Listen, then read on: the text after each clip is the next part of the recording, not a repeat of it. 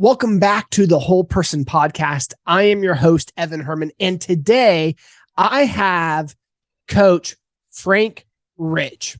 Today we're going to be talking about what it means to live a life being healed from a specific addiction that a lot of men struggle with. I know for myself, I've struggled with that addiction when I was in 6th grade, and then I saw success. And then I saw failures, and then I saw success, and then I saw failures. And it's the addiction of pornography. So if you're interested in learning some tactics about how to fight the fight against pornography, you're not going to want to miss this episode. Frank, welcome to the show. How are you? Evan, my brother, grateful to be here, man. I'm doing great. Thank you for having me on. You bet. Well, for starters, I love the mustache. It's pretty awesome. I saw some photos of you with the beard, and I got to tell you, the trademark is in your mustache. And that's exactly why I made the decision to change. I feel like, I went from a mediocre beard. It was okay, right? It carried a little bit of depth to it. What it lacked though is that thickness, like that you'll just see some of these like real burly men have. Like if it was a super windy day, man, it's flowing in the wind. I was just like, I don't like it. It didn't have the masculine edge that I was always seeking. And I'm like, you know what, man, my dad, like he rocked a mustache pretty much my entire life growing up. And I carry a lot of the same facial structure as he does. And this was just, almost 2 years ago now, man. Like mustaches were kind of slowly making a comeback. You'd see them every once in a while. I was like, you know what? I'm gonna go all in. And it's become a staple, man. I get some pushback, obviously, kind of the haters online, which for me, I'll take a comment on any social media platform. I don't care what it's about, but I always get the pushback like, who are you talking about anti-porn? You got a porn stash and all these things. I was like, so it's interesting. I've actually had clients ask me if I'm doing it on purpose. And I don't believe that I'm doing it on purpose as far as the porn addiction thing, but as an internet marketer and somebody that has spent, the last 5-6 years understanding marketing, how to build a brand, how to build a message. There's a famous saying by Dan Kennedy, who's like the OG in the internet marketing space. Those that have recognizable facial features will make more money. And I've seen a direct impact since going to the mustache and the increasing of our top and bottom lines versus when I had the beard. So there's some credit there, I believe. But yeah, it's like a secondary mission that I have now outside of helping men overcome pornography. We're trying to make stashes great again across the globe here. I love it, man. I get what you're saying. Yeah. So Frank, obviously a lot of men struggle with pornography, and you have decided to pick up this fight as a career. And so my question to you is, what led you to the process of like, I need to help men overcome this addiction? Yeah, great question, Evan. And, when I look back over these last 3.5, 4 years for now, number one, I wish it was a decision that I made. I don't feel that was the case. And I don't really look at it as a career. I don't think I've had a career probably since I was about 27, 28 when I was working in corporate America. I've been an entrepreneur for 10 plus years now, building multiple businesses, some successes, many more failures though on that front. But for me, where I'm operating from now, I believe is in my calling. So how did I get here? I had to fix myself first. And I think it was in the process of me fixing myself, overcoming my own addiction, realizing that I had made a lot of bad choices and bad decisions, but those decisions didn't need to define me. So when I got on the other side of my porn addiction back in 2019, so I struggled with it for, like many men, right? I'm 39 years old. I was introduced to it at 6 years old. It became a major problem though for me in my 20s. So I lived through, my childhood and teenage years without high streaming internet. just for a little bit of context for the audience out there. So it wasn't until I was 21, 22 that we really had any type of smartphones. I mean, this is even going back into like the BlackBerry days, pre-iPhone. But it became a really big problem back then, because now I'm out on my own and here's this new technology and this porn thing that has been a part of my life through high school, but now I have it readily available everywhere I go. So not to draw that part of the story out there too long, but it became a major, major part of my life through my entire 20s and even into my early 30s. I mean, we're talking daily, many times and multiple times a day. Oftentimes I would avoid public situations. I worked in a mall. So I worked in a shopping mall in my early 20s. I was a regional sales trainer for a T-Mobile company. So traveling through the state of Florida, going to all these different malls, I knew where the private restrooms were. So if I was having a bad, stressful day, I could easily go up to a Dillard's or to a Nordstrom, isolate myself in a private bathroom, watch some pornography, release, and then kind of feel like, okay, now I can kind of return back. So that was the depth of the problem for me. But when I gave my life to Christ in 2018, October 22nd, 2018, that was really the genesis for me beginning to change my life. So the next 4 or 5 months, I really began to evaluate the things I was doing. Was I walking in alignment? Was I actually walking out as the person that I was telling people that I was? And I had this real awakening moments where I was trying to build an online fitness company. I was putting a lot of content, YouTube, social media. We're trying to help men, become better versions of themselves through physical training. But layered through my message, obviously we're helping guys build more muscle, get more lean, get more jacked, whatever it was. But there's always this personal development kind of message integrated into it, that if you build your body up, you can become the best version of yourself. And I remember, Evan, like battling with this, like I'm looking in the mirror every single day. It's like, you need to go out there and tell the world to become the best version of yourself, but you're not the best version of yourself. So I had this cognitive dissonance that I had to fully break out of. And I know any man that is struggling with a pornography addiction and isn't working through it, isn't having conversations regularly, is feeling the same thing. There's parts about you that you're probably not happy with. There's parts about you that you don't want to share with other people. That creates a layer of shame, and you will never find freedom if you're not openly discussing this. So February 14th, 2019, I made a series of radical choices and decisions and began to recruit the accountability in my life that I needed. I was very fortunate and blessed to have some amazing men in my life. But the next 3-4 months, Evan, my life radically changed. I had succeeded, in the world through bodybuilding, through, a couple business ventures. So from the outside, people be like, yeah, Frank kind of had some stuff together, but there was always these secrets. When I started to work through this and when I started to get on the other side of this, my brain rebooted, rehealed. I began to see the world a whole lot different. I'm like, people need to hear about this, Evan. People need to know that there was this guy that was chasing high performance, that had some success, had generated millions of dollars in his businesses, had reached the top of, physical perfection in the world of bodybuilding, had done some other things, but was also struggling. He needed to know that that person, or the world needed to know that that guy could struggle with a porn addiction. What about everybody else? What about the guys that haven't spent 20 years studying personal development or high performance? And what about the guys that maybe don't have a circle of friends like I did? They need to hear that this doesn't have to have full control over them. So in July of 2019, I started a podcast that was called The Superhuman Life. The original mission behind that was simply to put my story out there into the world and bring other people's on so we could talk about how they overcome struggles, challenges, addictions, whatever it was. The podcast gained some quick traction. I mean, we were recognized in the first 6 weeks by Apple as new and noteworthy, beginning to land, some decent sized guests, started to build some traction. About 4 or 5 months into that, Evan, I'm getting a lot of messages. I had been receiving messages online socially for years now. I was running a fitness company. So guys would message me all the time. Thank you for your workouts. Thank you for your bicep tips. I've never been this jacked. I'm losing weight. All these great things about how their body was changing. But when I started having the conversations on the podcast, it was no longer thank you for your fitness stuff. It was, Frank, thank you for your vulnerability. Thank you for your willingness to have the conversations that most people won't. And then shortly after that, the messages started to come for help. And it was, Frank, can you help me? I'm struggling with this and I don't know where to go. You seem to have yourself under control and you seem to know what it's going to take for me. So can you help me? And at first, it wasn't something I was interested in pursuing. I was running a large marketing agency at the time. We were having a lot of success and I kind of felt like I was operating from a place that I was having a lot of value to the world. I was leading a very large team.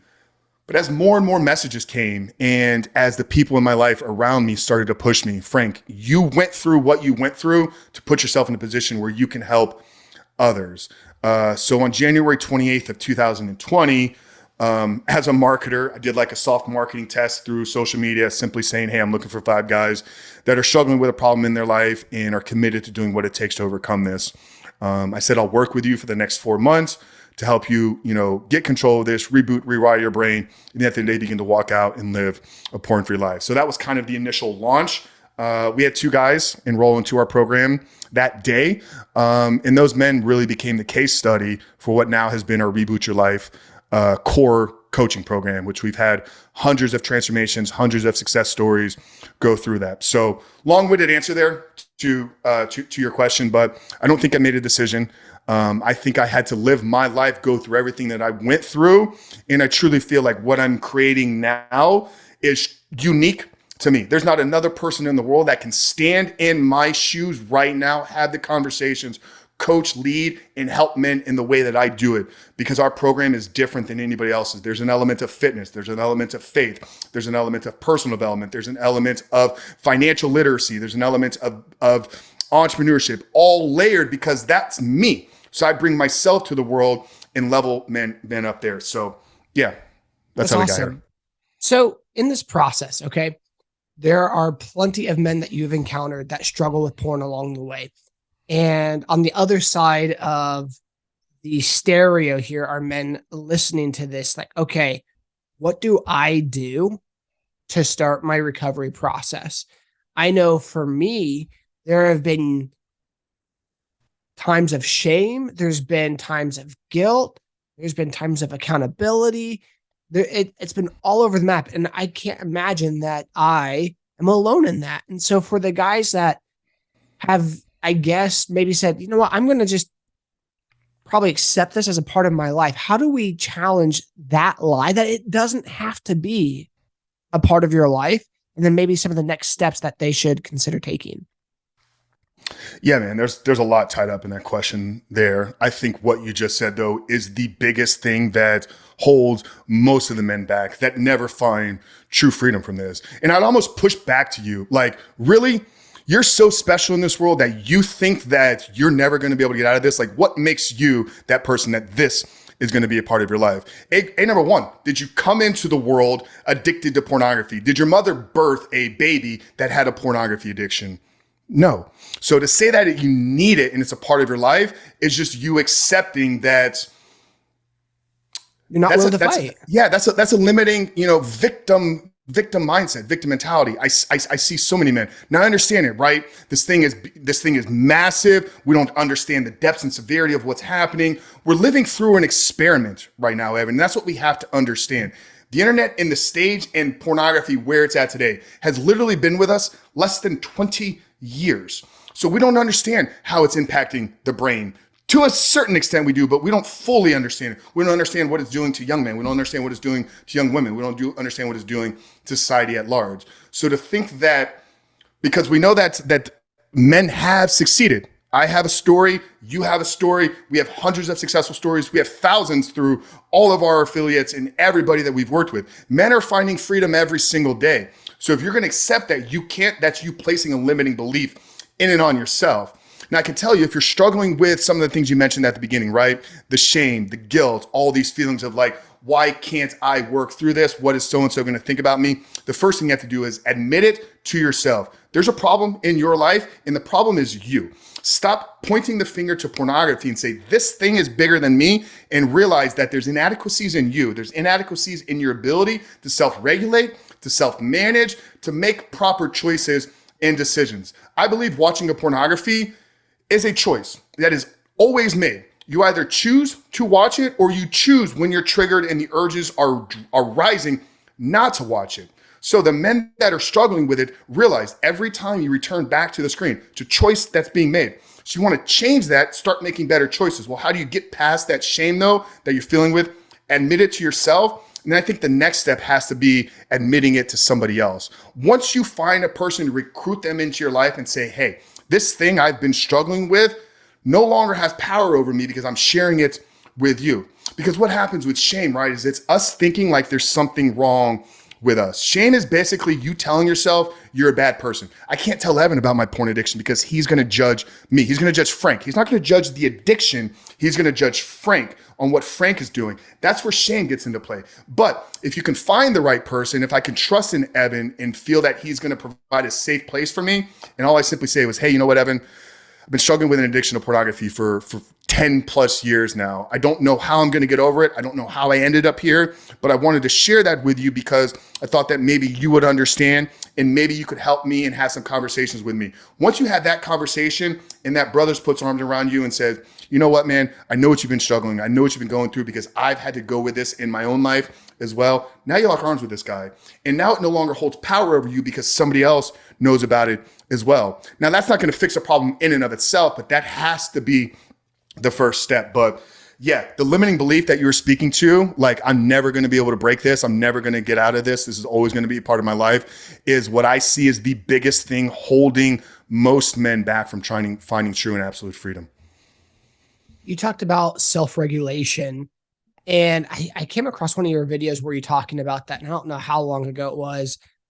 And I started thinking about that in terms of my own life.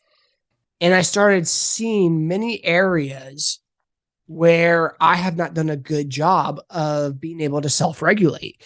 And it even goes down to food, which is why I like your fitness aspect in this process. And then I even took this a step further. It's like, okay, well, why don't I spend as much time reading the Bible or praying and spending time with God? And I realized because I don't get the dopamine or serotonin hit that I'm looking for when I pursue my relationship with God. Like I didn't feel anything when I was doing that. And so the more times I've done that and I didn't get that ooey gooey feeling, the less desirable that connection with God has become. And so what I've realized in my life is that I am chasing dopamine and serotonin in many areas of my life. And I have not learned how to regulate. I'm trying to learn how to regulate them in a positive way versus pull away from something that's good for me or to turn to something that isn't. One area that I'm really working in a good way is I'm now taking ice baths. And not saying that changes every aspect of life, but if I want a dopamine hit, that's an area that, you know what, if I need a dopamine hit right now and I feel like crap, I'm just going to jump in a 50-degree bucket of ice right now, of water and ice. So how do people start recognizing areas that they need to self-regulate in? Do you feel stuck in your life? Do you feel that you don't know your gifts and your talents? You feel like your past is somewhat holding you back? Well, I have a coaching program called Your One Degree. Well, we help you find the skills that drive your life and that give you energy. And we also identify the things that also drag you down so you know how to stay away from them. We help you rewrite your past and the stories and the lies that you've told yourself so that you can break through the things that are holding you back and stuck. We find the truths and we find the nuggets and life lessons throughout your life that help us indicate what are good potential possibilities in your future. And then we also help you locate your skills and abilities in people that you're called to serve. If this is a coaching program that you would seem interested in, I want to help you because I've been there myself, and I want you to break free from feeling stuck in life. Go ahead and reach out to us, Evan at evanherrman.com, EVAN at EVANHERRMAN.com for the program, Your One Degree. Thank you so much. And back to the show. Yeah, man, that's a great question. And I would say for you, hey, number one, we should never be looking at God to feel ooey gooey. Exactly. We should be seeking Him for peace, because that's the only place that we're ever going to truly get that. And I don't think peace and ooey gooey operate in the same realm. Now, maybe there can be hits of dopamine with seeking God, but it's got to be so the seeking of God has to be aligned with a bigger vision and a bigger goal. So if you understand dopamine is a chemical, is a neuromodulator that is designed and is meant to drip out when we're in their pursuit. This is naturally, not when it's been hijacked from drugs or pornography, but naturally, the chemical dopamine is meant to be dripped out and released when we're in the pursuit of goals. So as somebody that spent, 10 plus years as a bodybuilder, right? I would set goals. I would go 12, 16, 20 weeks with a very clear objective goal. We're aiming to get this weight at this body fat percentage in this time period so I could compete at this show. So it was very clear objective of what we were working towards. Then every day when I made a choice and decision in the direction, whether it was going to the gym, meal prep, when I was denying myself of food or alcohol or avoiding certain situations because I knew it didn't align with who I wanted to be. Small hits of dopamine, right? Because I'm moving in the direction of the goals that I've set and established for myself. So maybe for you, and I'm sorry to, kind of step in here, but it's really jumped out at me. If we were clear on how the time that we're seeking God is bringing us closer to the man or woman, whoever's listening to this, that we're trying to become. So if we could attach that seeking, if we could attach that prayer time to something bigger that we're working towards, other than just seeking God, right? And I do think we need to seek him, but we seek him for peace, not for the ooey gooey. But if we want the ooey gooey, align that seeking with something bigger that we're working towards. So I'm going to seek God to maybe get some clarity on my business. I'm going to seek God to maybe hear his voice in, should I pursue this woman? I'm going to seek God. So if we're seeking with an intention, maybe that can help. But that's just my take on that. Yeah. Now the question, go ahead. In that perspective too, so something that I've been on this journey is when I've been seeking God for a grand revelation, I guess that's what I mean by ooey gooey, this, oh man, I walked out of that and I just feel so much life right now. Yeah. And when that doesn't happen, that's when the dissatisfaction sets in. But I'm almost going to, I don't want to say counter what you're saying because I understand what you're saying. I like the idea of when you seek God, seek him with intention and have something specific. For me, it's almost the opposite because when I try to put expectation on God to do something specific in that moment, then I'm coming to him with false pretenses in terms of relationship. Now, don't get me wrong. There's times to come to God to seek things, like you said, wisdom and direction and understanding. But I'm talking about relationship versus. Yeah. And I'm not here saying that what I'm saying is anywhere theologically accurate or correct. I was saying from a scientific standpoint, if you want a hit of dopamine in the act of seeking God, and I think expectations and intentions are two different things. I don't have any expectations of what God is going to provide for me because that's me living and operating out of my own ego, in my own will. And it's not mine, it's his. So, but there can be intention behind it without expectations, I believe. But once again, I'm not saying that there's any theological proof of what I just shared there, but from a standpoint of science and dopamine, if you can connect it somewhere, that may, now obviously it's not going to make you feel ooey and gooey, and I don't think watching pornography makes you feel ooey gooey, but that's obviously the core, discussion of the topic here, right? It might make you feel gooey. We understand it might make you feel gooey. Not the same gooey that we're talking about here though, but I understand the rush of neurochemicals. I understand the rush that you do get. I don't think you're ever going to be able to replace that. That's why we have to look at pornography through the lens of drug, right? Because it creates a super normal effect. If we try to go take that, what we get from pornography, and say, how do I go get this in the real world? We're going to set ourselves up for failure because you're not going to be able to replicate that. But it's understanding that God has already given us everything we need. We don't need to go seek the ooey gooey, high supernormal stimulus. If we seek him, find peace, he will give us the direction, clarity for what he wants out of our life. So let's talk about that piece and self-regulating. In the terms of peace, I believe that that's in the person of Jesus. What would be, for someone who is struggling with peace, the first step or first several steps to truly start walking in it? Yeah, well, you said it right there, right? Peace is only going to be found, at least in my view, through Jesus.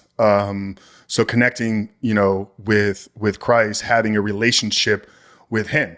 Now, the peace is going to be found, though, in the seeking of the relationship and then the walking of alignment. So this is where I think a lot of, I'm not exactly sure of the audience here, but I'm probably going to get a lot of pushback here. This is where I see a lot of Christians like just massively fail, because it's like they seek, but then they don't do. And it's like, I do believe, and I understand the faith, and I understand like what separates Christianity, what makes it different. It is already done. It's not a works, filled religion, but we have to walk out properly, because if we're not, then we're going to seek, but then we're doing different. And that's creating cognitive dissonance. Cognitive dissonance is the opposite of walking in alignment. So you want peace? Do the things you're supposed to do, and stop doing the things you're not supposed to do. I mean, it's as simple as that. Like if you every day woke up and did exactly what you knew you needed to do and avoided doing the things that you're not supposed to do, you would put your head on the pillow every single night in absolute peace. Yeah. And that's talking about in the decisions that we make and addictions and habits and stuff like that. In other areas, with everything, not just addictions. Like, did you send the message that you're supposed to send? Did you reach out to the person? Did you actually pray for the person that you told them you were going to pray for? Or did you just say it because that's what nice people say? It's taking it everything a layer or two deeper. Like, when you looked at the mirror and you were naked this morning, were you upset with the way that your body looked? Well, then how did you live that out? Like, did you avoid eating the things that you weren't supposed to be eating? Did you go to the gym? So it's evaluating everything in your life. Are you doing the things that you're supposed to be doing? Are you doing the things that you say you're going to be doing? Or are you saying and doing things and then living misaligned with all of that? That's where chaos comes from. I see what you're saying. So essentially what you're doing is you're living up to higher standards. You've created a standard for your life, yes, and that standard comes from Christ first. Correct. But then you walk that standard out every single day. And when you choose not to walk that standard out, that's where your discontentment comes in from. Do you think it comes from anywhere else? Yes, I would say so. I think it's what you're saying and other things as well. I think circumstantially, people put their peace in their circumstances. That's playing a victim. Correct. But I think true peace is in spite of circumstances. Exactly. And that's not being a victim. The evidence that when I look at scripturally, remember when the disciples were in the boat in the Sea of Galilee and it was like crazy stormy and they thought they were going to drown. Jesus was asleep. And then Peter goes to him and like, hey, don't you care? We're going to die. And wakes up, rebukes the storm. Well, we have that story. And then rewind to Meshach, Shadrach, and Abednego, who got thrown into the fiery furnace for not bending their knee to a golden statue of King Nebuchadnezzar.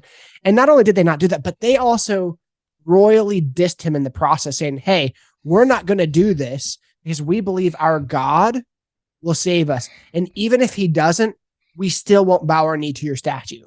Like, mic drop against Nebuchadnezzar. And the difference is one was afraid for their life and put their trust in their circumstances while they had the physical manifestation of Jesus. And the others who didn't have the physical manifestation of Jesus put their trust in God. And through that process, they were able to have peace because it wasn't in their circumstances. Yeah, and I don't ever believe our circumstances should have an impact on our peace or not. Like that is living in a victim mindset. I don't think you need God to wake up in the morning at the time that you said you're going to wake up. I'm talking like basic fundamental things in life that most men don't do. I can guarantee, once again, I don't know the audience personally, but I can guarantee 60 to 70% of the people listening to this right now, when that alarm clock goes off in the morning, they hit snooze. Okay. Yep. That's not doing what you said you were going to do. If you set an alarm clock for a specific time, whether that time was set because you had to be somewhere that was cast upon you from outside, or it was your choice and decision, when you set that alarm, choice and decision, promise made to yourself. Now, the act of hitting snooze, whether it's rolled over and you did it unconsciously, or you got up, walked over and hit the alarm clock and walked your ass back to bed, that is a choice. And it is a choice not in alignment with the previous choice and decision that you made. That person, in my opinion, will never find true and ultimate peace. And you don't need God, in my opinion, to get up when you said you want to go. I think sometimes we we over challenge ourselves with the day-to-day decisions. If when you looked in the mirror this morning, you were not happy with yourself, you don't need God to not eat potato chips, but you're going to seek comfort because potato chips feel good versus going to the gym and sacrificing what you put into your mouth. So once again, these are all simple choices and decisions that we make. Now, how does this tie to an addiction? Because a man that walks out every single day, a man that doesn't hit snooze, a man that fasts, a man that puts himself first, that builds his body, that puts service first for other people, that man will not seek meaningless pleasure in the pursuit of pornography. I love it. No, you are hitting the nail on the head with this. So the starting point, we talked about this a moment ago. Where would you say if a guy's just like, you know what, I'm listening to this and I want to make a change? I would say one of the first things is definitely reach out to Coach Frank and go through his program. But if for whatever reason they're like, I'm not going to do that, you already talked about admitted it that you have a problem. You talked about getting accountability.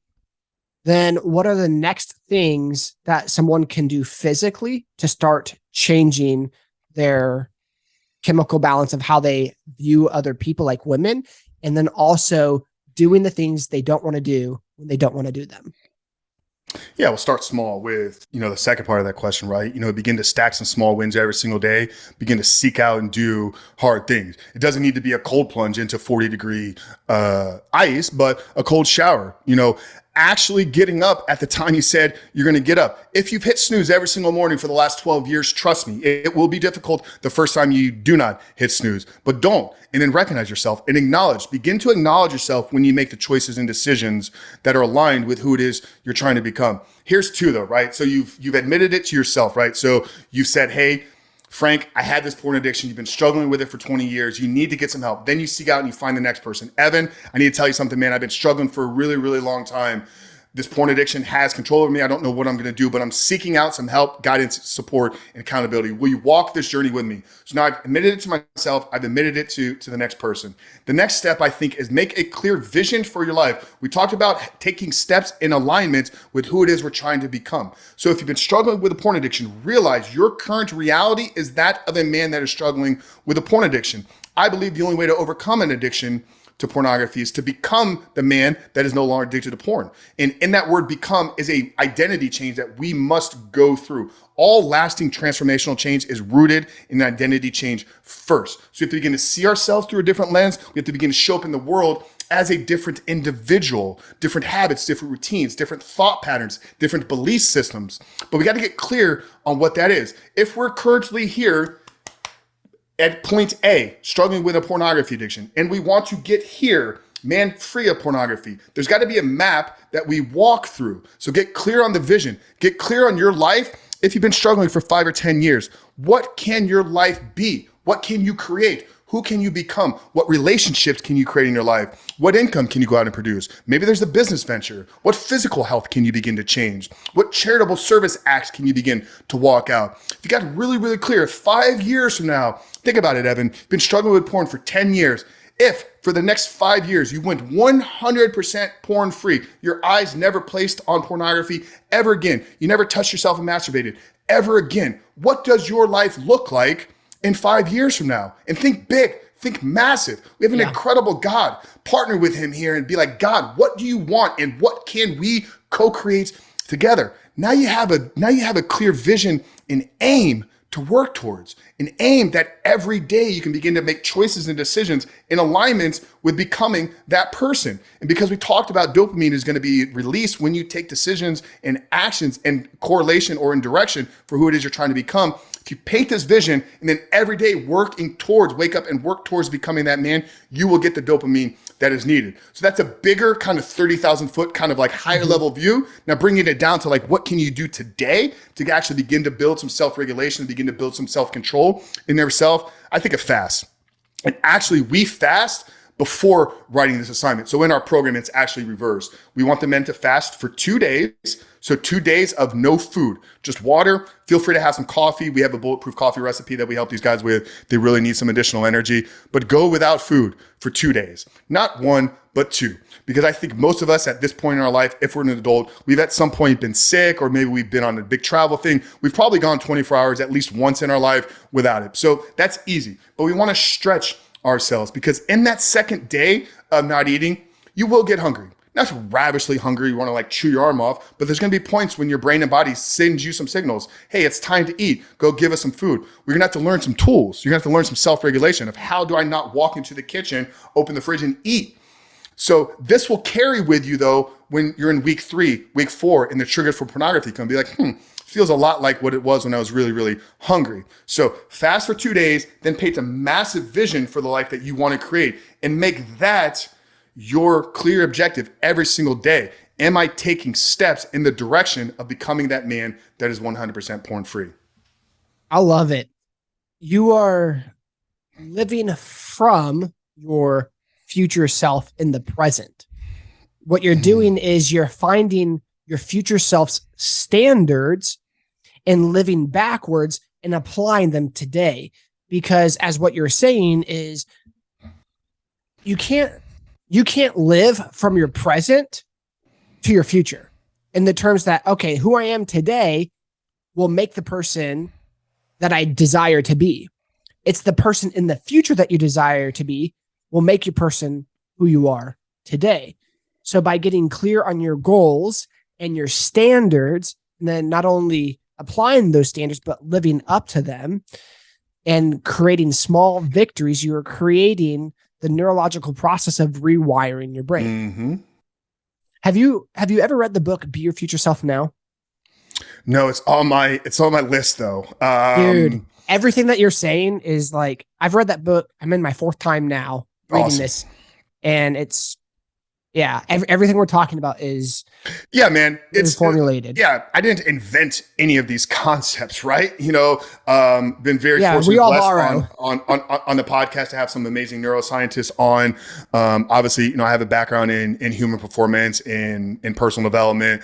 So all of this is factually like provable. Oh, for sure. Right? You know, from a personal development, from a growth, from a neuroscience level. You know, I think that's that's what makes what I've been able to do and create here truly unique to me, because nobody's going to be able to pull from all these different layers. But yeah, the principles for success or the principles for lasting transformational change are consistent across the board. What I've been able to do as a business owner, marketer, kind of understanding like productizing and things like that, is I've taken, truthfully, my course, if it said nothing about pornography and it was something else that people were struggling with, if it was all about identity change, the principles would stay the same, because once again, the principles for lasting transformational change are consistent across the board. We've just taken them and directed them and really targeted to the men that are struggling with pornography addiction.